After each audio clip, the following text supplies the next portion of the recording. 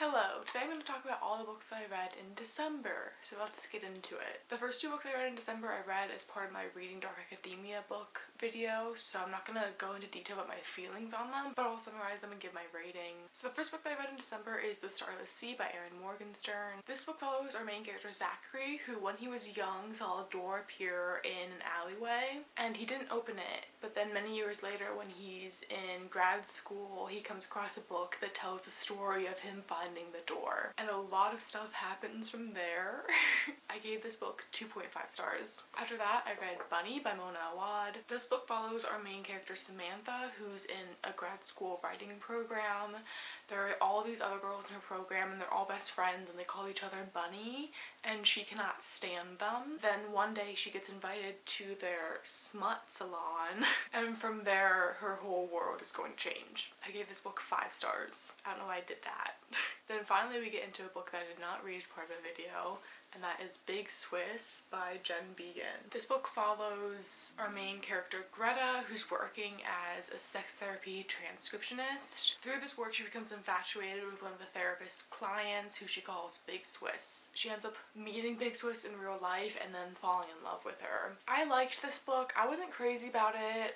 I've seen it getting a lot of hype online, so I was kind of expecting more going into it. I had this one issue though where I felt like some of the things that the characters said just didn't seem like things people would ever say in real life. I wonder if I can find an example quick.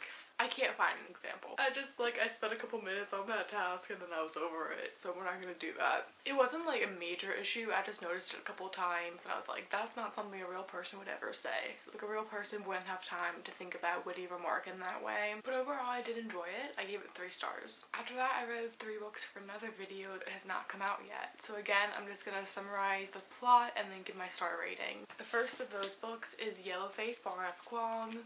This book follows 2 writers, one named Athena, one named June. They both went to school together, and Athena after school has become a famous author, whereas June's novel has not seen much success. Then one night, Athena dies in front of June, and June decides to take Athena's unpublished manuscript and make it her own. I gave this book 3 stars. Then after that, I read Wayward by Amelia Hart.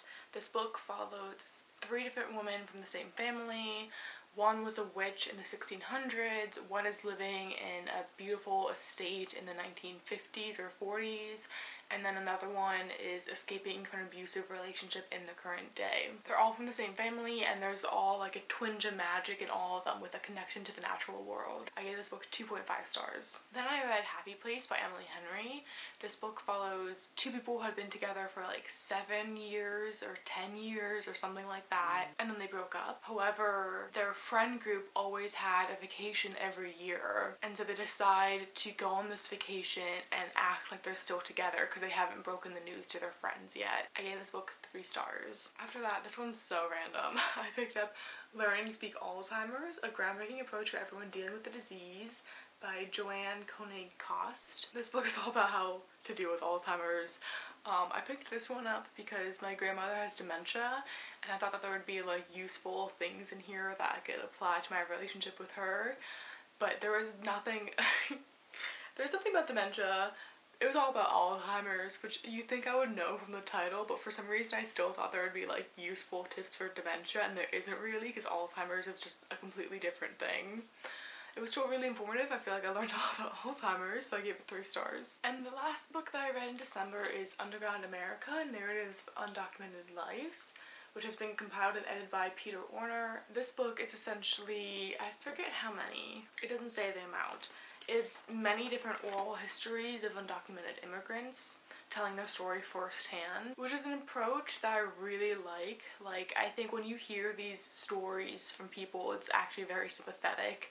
And I think if you handed this to the average person who's against like undocumented immigrants, that they would think twice about that stance. Because all in all, people coming to this country are so incredibly brave and they work so fucking hard for no money, and then they're in these terrible, risky situations. There's one story specifically that I've thought a lot about where this one woman came over, I forget what country she was from, but she came over as part of like a missionary group, and the church owners or whatever stole her papers and just forced her to do manual labor.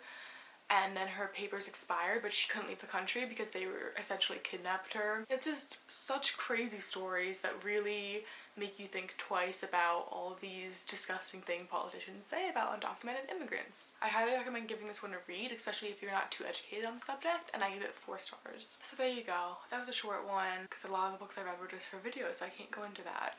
But thank you for watching, and I'll see you soon with another video. Goodbye.